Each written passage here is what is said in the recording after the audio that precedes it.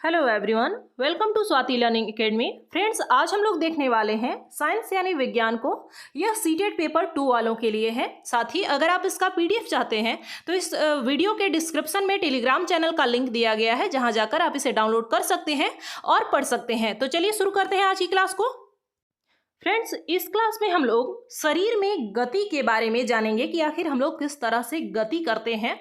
और बिल्कुल धैर्य बनाए रखिएगा। साथ ही धीरे धीरे अपना नोट्स भी खुद से तैयार करते रहिएगा। इससे चीज़ें आपको बहुत ही आसान लगेंगी। आपको बहुत ज़्यादा याद करने रटने की ज़रूरत नहीं पड़ेगी। अगर आप खुद से नोट्स बना लेते हैं तो एक बार आप फिर से एग्ज़ाम टाइम में रिवीजन कर लेंगे, बस इतना ही काफ़ी है। देखिए, सबसे पहले हम लोग जानेंगे चलना, दौड़ना, उड़ना, छलांग मारना, रेंगना एवं तैरना इत्यादि जंतुओं को एक स्थान से दूसरे स्थान तक जाने के कुछ ढंग है। यानी जैसे जो भी सजीव हैं उन्हें जरूरत पड़ती है एक स्थान से दूसरे स्थान तक जाने के लिए, अपने कार्य के लिए, या फिर हमें हमारी ज़रूरत होती है कि हम गति करते हैं, बिना गति किए हम नहीं रह सकते हैं। तो इसके अन्य तरीके भी होते हैं। जैसे सांप जो है वो रेंग कर एक स्थान से दूसरे स्थान तक जाता है। मछली क्या करती है? मछली तैरते हुए एक स्थान से दूसरे स्थान तक जाती है। अगर पक्षियों की बात करें तो पक्षी उड़कर जाते हैं। हम अगर मनुष्यों की बात करें तो हम चलते हैं, दौड़ते हैं। अन्य जीव जंतु भी हैं, उनके चलने एक स्थान से दूसरे स्थान तक जाने के तरीके अलग अलग हो सकते हैं।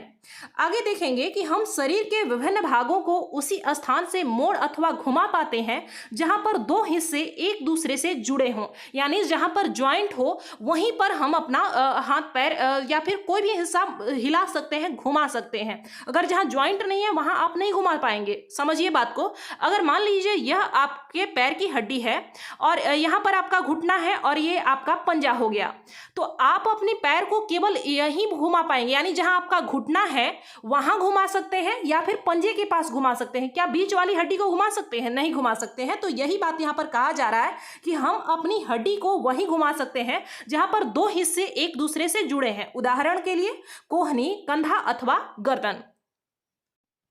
अब हम लोग संधि यानी जॉइंट्स के बारे में पढ़ेंगे। देखिए, अभी हमने देखा कि हम शरीर के विभिन्न भाग को यानी उसी भाग को मोड़ अथवा घुमा पाते हैं जहां पर दो हिस्से एक दूसरे से जुड़े होते हैं।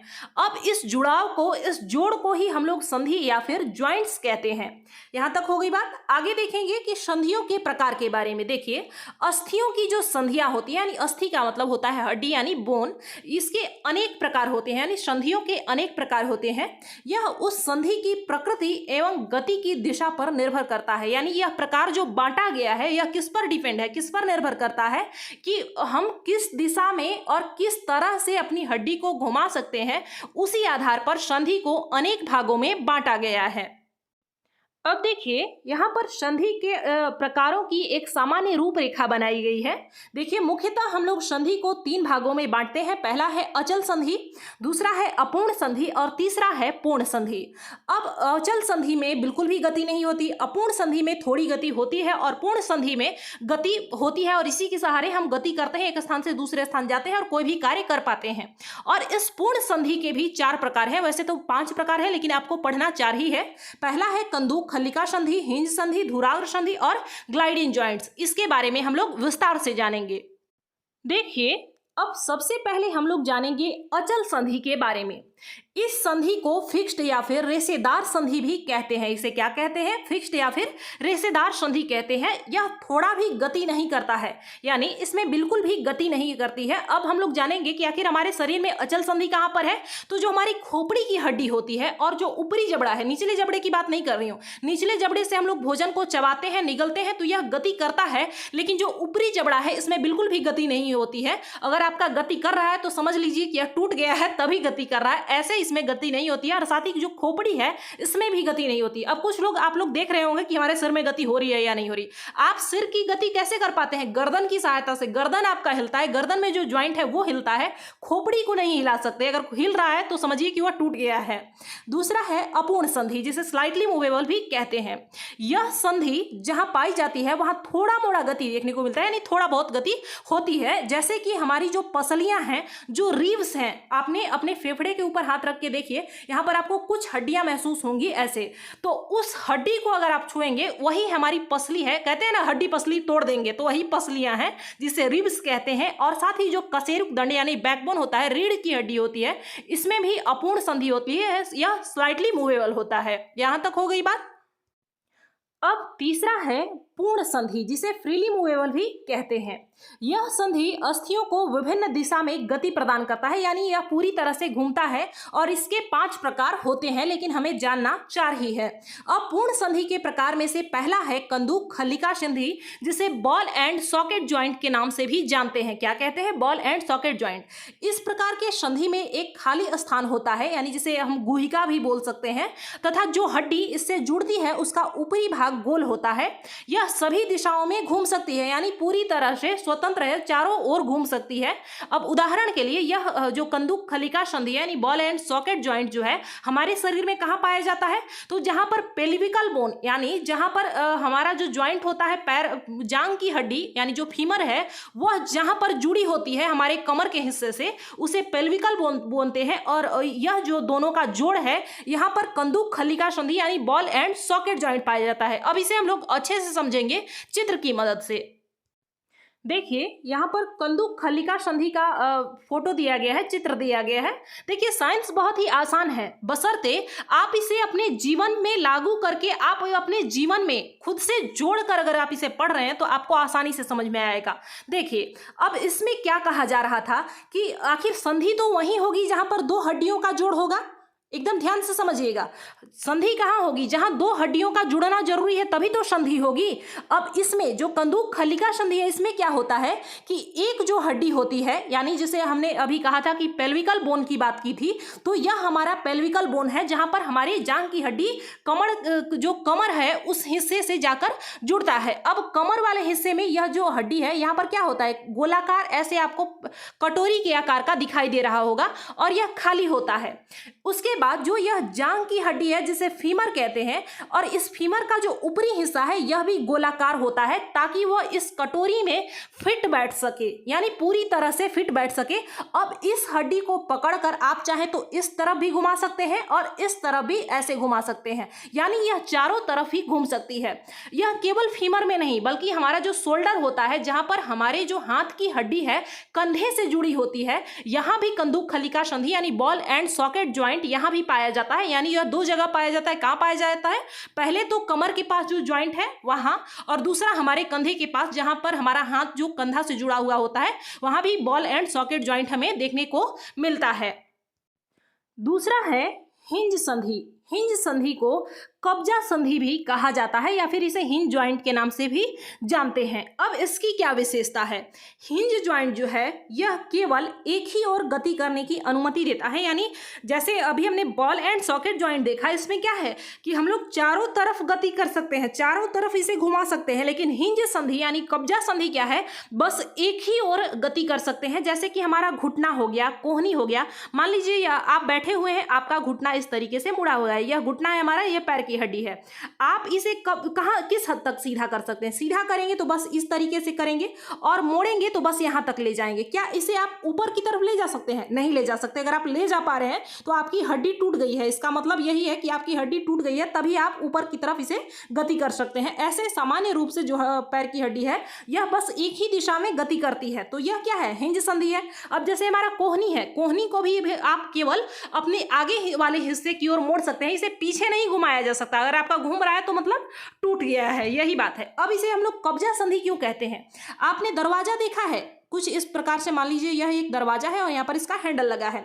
अब इसे आप धक्का देते हैं तो यह पीछे की ओर ऐसे खुल जाता है, लेकिन इसे आप खींचेंगे तो यह आगे की ओर नहीं आएगा, बस केवल एक ही दिशा में जाएगा। या तो आप इसे धक्का देकर खोल सकते हैं, और नहीं तो यहाँ से बस यहाँ तक आके यह बंद हो जाएगा। तो इसी वजह से इसे कब्जा संधि कहते हैं। यह जो संधि है यह बिल्कुल दरवाजे की तरह ही कार्य करता है, बस एक ही दिशा में खुलता है, एक ही दिशा में गति करता है, इसलिए हिंज संधि को कब्जा संधि भी कहते हैं। आगे दिया गया है धुराग्र संधि। इसमें क्या होता है? इसमें बेलनाकार अस्थि एक छल्ले में घूमती है, जैसे कि यहाँ पर उदाहरण दिया गया है धुराग्र संधि का। धुराग्र संधि कहाँ होता है? हमारा जो गर्दन का हड्डी है वह सिर की यानी खोपड़ी से किस प्रकार जुड़ा हुआ है, यहीं पर धुराग्र संधि होता है। इसे खूंटी संधि के नाम से भी जानते हैं।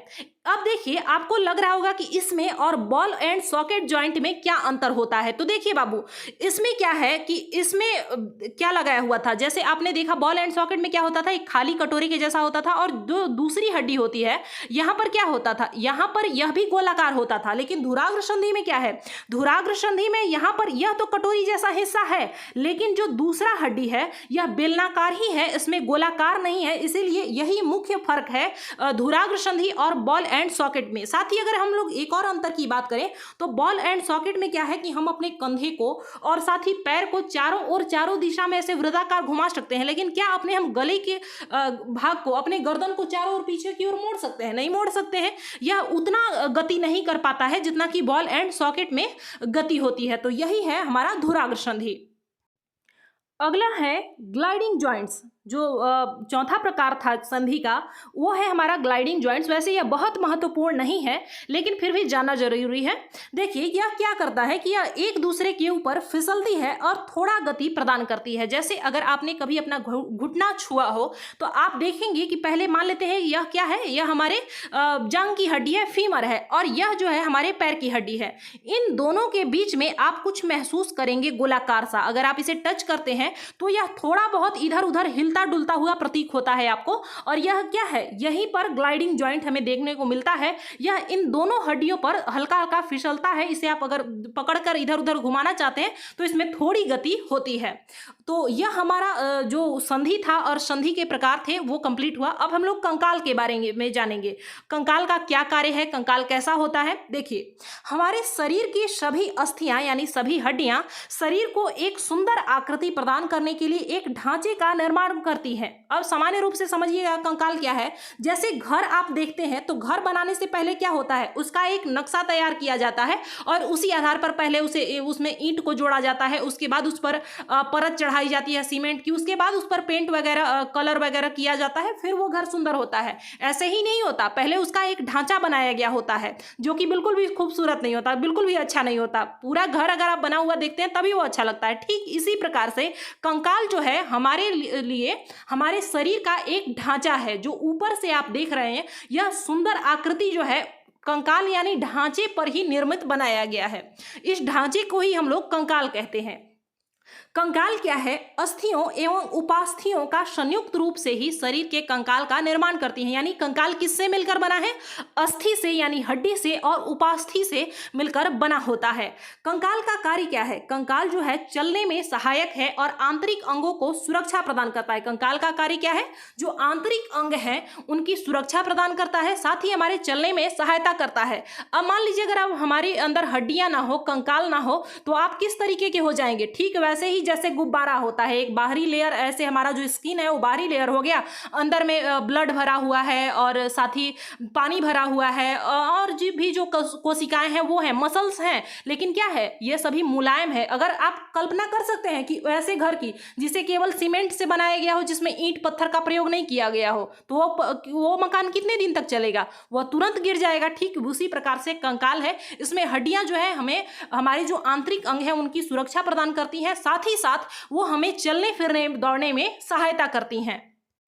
अभी हमने देखा कि कंकाल का जो निर्माण होता है अस्थि और उपास्थि यानी हड्डियों से और उपास्थि से मिलकर बना होता है। अभी आपने हड्डियों के बारे में तो सुना होगा, लेकिन उपास्थि क्या है। उपास्थि देखिए यह जो है वो हड्डियों जितने कठोर नहीं होते हैं, ज़्यादा कठोर नहीं है, इन्हें आसानी से मोड़ा जा सकता है। जबकि आप हड्डी को मोड़ देंगे तो क्या है, इसका मतलब है कि हड्डी टूट गई है। लेकिन उपास्थि क्या है, यह ज़्यादा कठोर नहीं होते हैं, इसी वजह से इन्हें मोड़ा जा सकता है। जैसे कान का जो ऊपरी भाग है इसे हम लोग आसानी से मोड़ सकते हैं। ऐसा नहीं है कि हड्डी नहीं है, यहाँ पर हड्डी है, लेकिन उसे हम लोग उपास्थि कहते हैं। यह कोमल होता है, कठोर नहीं होता है, इसे मोड़ा जा सकता है। साथ ही जो शरीर की जो संधियां हैं, जहां पर जॉइंट है, जहां हम लोग मोड़ पा रहे हैं, तो ऐसा नहीं है कि वहां बिल्कुल खाली स्थान है, वहां भी हड्डियां हैं, लेकिन वो कठोर वाली नहीं है बल्कि उपास्थि है। इसी वजह से हम लोग वहां पर मोड़ पाते हैं।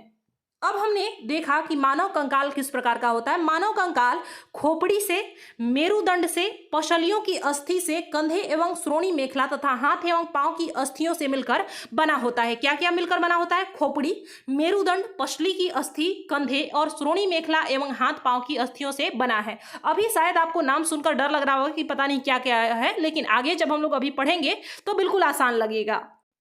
देखिए यहाँ पर एक मानव कंकाल का फोटो है। अब इसमें क्या कहा गया था कि हमारा जो कंकाल है वह खोपड़ी, ये देखिए ये जो हिस्सा है ऊपर का, यह खोपड़ी कहलाता है।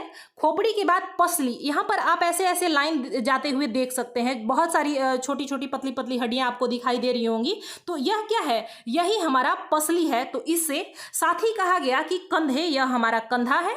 साथ ही कहा गया कि श्रोणी मेखला जिसे हम लोग कहते हैं, तो यह क्या है, ये इस हिस्से को जो आमाशय से नीचे के भाग को सुरक्षा प्रदान करे उसे श्रोणी मेखला कहते हैं। तो यह हिस्सा साथ ही हाथ और पैर की जो हड्डियां हैं इससे मिलकर बनी है, यही था।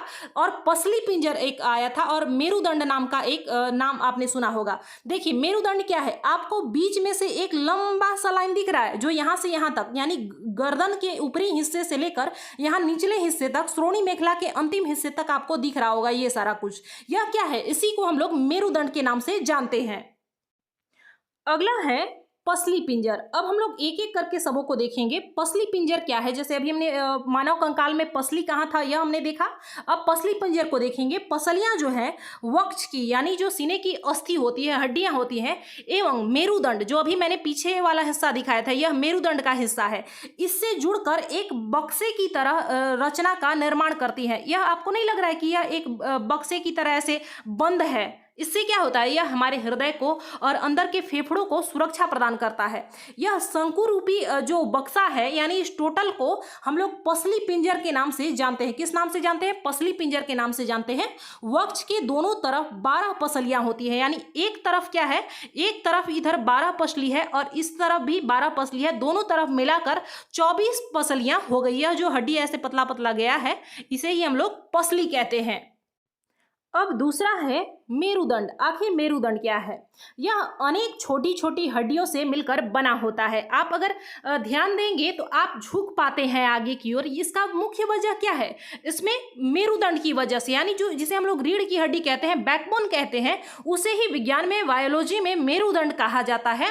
और यह क्या है, यह बहुत ही छोटी छोटी 33 हड्डियों से मिलकर बनी होती है। इसमें बहुत छोटी छोटी हड्डियां होती हैं और इसी वजह से हम लोग आगे की ओर झुक पाते हैं। अगर यह सीधी रेखा में, जैसे जांघ की हड्डी है एक लंबी सी, अगर इस तरीके की हड्डी अगर होती हमारे पीठ में तो क्या होता, हम लोग आगे की ओर नहीं झुक पाते, गति नहीं कर पाते। इसीलिए इसमें छोटी छोटी हड्डियों को मिलकर बनाया गया है और इसी वजह से हम लोग आगे झुक पाते हैं। इसमें 33 हड्डियों को मिलकर इसका निर्माण होता है मेरुदंड का। अब एक जो इसकी हड्डी हो गई उसे हम लोग कशेरुक कहते हैं, और बहुत सारी जो कशेरुक के समूह को, यानी जो कशेरुक हैं वो मिलकर मेरुदंड का निर्माण करते हैं। पूछेगा आपसे कि कशेरुक क्या है, तो कशेरुक जो है वह छोटी छोटी वो हड्डियां जिससे मिलकर मेरुदंड का निर्माण हुआ है उसे हम लोग कशेरुक कहते हैं। अब मानव कंकाल में हमने श्रोणी अस्थियों को देखा था। श्रोणी अस्थियां कुछ इस तरह की होती हैं। हमने बताया था कि यह जो है आमाशय से नीचे वाले जो अंग है, जैसे हमारी किडनी वगैरह जो है, और साथ ही जो प्रजनन तंत्र है, इन सबों की सुरक्षा किसके द्वारा होती है, श्रोणी अस्थि के द्वारा होती है। यहाँ पर जो है यह जांघ की हड्डी हमारे कमर वाले हिस्से से जुड़ी है, और यही है जो कमर वाले हिस्से में यह जो हड्डी है इसे हम लोग श्रोणी अस्थि कहते हैं। इससे भी हमारे जो अंदर नाजुक अंग होते हैं की सुरक्षा प्रदान की जाती है। अगला है खोपड़ी। अब देखिए सबसे अगर संवेदनशील और सबसे कोमल भाग जिसे हम कह सकते हैं वह क्या है, हमारे मस्तिष्क का अंदरूनी हिस्सा होता है। यहाँ पर सेल डिवीजन नहीं होता। अब सेल डिवीजन का मतलब क्या होता है, जैसे अगर आपके हाथ में कट गया है कहीं या कुछ भी हुआ है तो कुछ दिनों बाद वह घाव स्वतः ही भर जाता है, लेकिन जो खोपड़ी में जो अंदर जो हमारे मस्तिष्क की जो कोशिकाएं होती हैं उनमें सेल डिवीजन नहीं होता, उनका पुनर्निर्माण नहीं होता। अगर एक बार उसमें चोट लग जाएगा तो वह दोबारा कभी ठीक नहीं होता है। और यही वजह है कि बार बार आपको कहा जाता है कि जब भी आप बाहर कहीं यात्रा कर रहे हैं तो आप हेलमेट लगा कर चलें, क्योंकि आपके हाथ पैर की हड्डियां टूट जाएंगी, वो जुड़ जाएंगी, आपके हाथ पैर में चोट लग जाएगा, कट जाएगा, वो फिर से सेल डिवीजन होके फिर से ठीक हो सकता है। लेकिन मस्तिष्क में अगर एक बार चोट लग गई तो वह क्षतिग्रस्त जो कोशिकाएं होती हैं, जो सेल होती हैं, वो दोबारा ठीक नहीं हो सकती हैं। और यही वजह है कि खोपड़ी क्या करता है, जो हमारी वो कोशिकाएं हैं मस्तिष्क की, उनकी सुरक्षा प्रदान करता है। यह बहुत ही मजबूत होता है। अब आगे दिया गया है कि आखिर इसकी मदद से हम लोग गति कैसे करते हैं, जॉइंट और बोन की मदद से, साथ ही जो पेशी हैं, जो मसल्स हैं, उसकी मदद से।